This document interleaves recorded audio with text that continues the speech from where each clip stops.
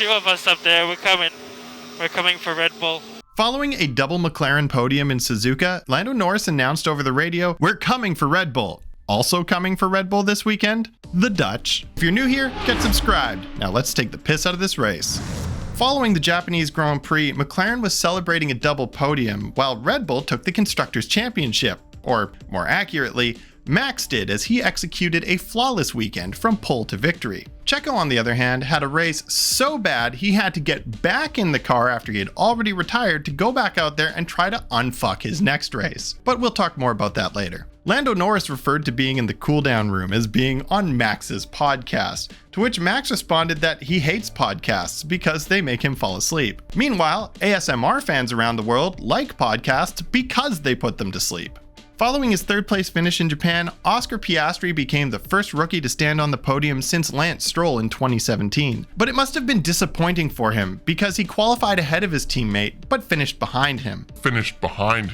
But even worse was how Lando got past him. Lando's radio messages when he was stuck behind Oscar were so passive-aggressive and petulant that I could have sworn it was Lewis on the radio to McLaren. Lewis was also on the radio griping to his team near the end of the race because they waited too long to let him by George, so he didn't have enough time to go after Leclerc. So instead, they tried to use him to give Russell DRS to defend against Sainz, to which Carlos promptly replied, "You dare use my own spells against me, Potter." And promptly passed George anyway. When Hamilton got back on the radio to ask his team why they even bothered wasting all that time, it occurred to me, Mercedes strategists are just as bad as Ferraris. The only difference is that Mercedes had their engineering departments covering for them for the last decade. Alonso's team radio, on the other hand, was just straight up aggressive. Following his early pit stop, he got on the radio to accuse his team of throwing him to the lions, which Will Buxton called Shakespearean. More accurately, I'd say it's more like those Family Guy characters who've lived in the US almost long enough to sound American. Yeah, they really bloodied your race with that pit stop. I know, they threw me to the lions. But I don't blame Alonso for being pissy. He slipped from second to fourth in the championship through no fault of his own.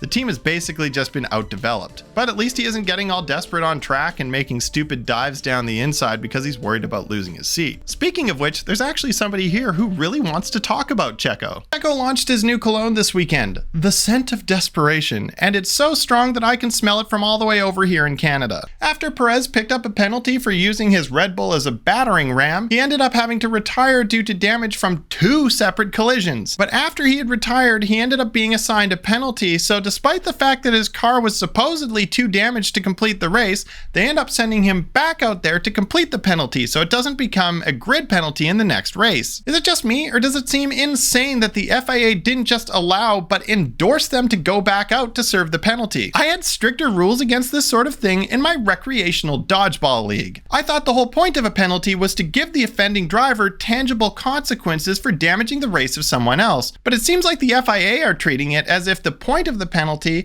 is to sit motionless in a pit lane while there's a race going on. Let me put it in simpler terms. It would be like if I called the tax office and got permission to list your mom as a dependent because she calls me daddy. And now back to your regularly scheduled programming. For the poll of the week, I asked, should Williams replace Logan Sargent with Liam Lawson for 2024? 90% of respondents said, give the Kiwi a shot, while 10% said, that's America's seat. But that's boring because everyone knew how that poll was going to turn out, so let's talk about the one I did earlier in the week, to see if you could distinguish Charles Leclerc from Diddy Kong. Frankly, given the fact that he's a little dude who wears a red cap, is sometimes the protagonist but often playing second fiddle, not to mention that we never see them in the same room together, I think it's fair to say that Charles Leclerc is Diddy Kong. I mean, sure, he did finish ahead of his teammate in this race, but basically everything you could consider an achievement by Ferrari this season has been achieved by donkey science.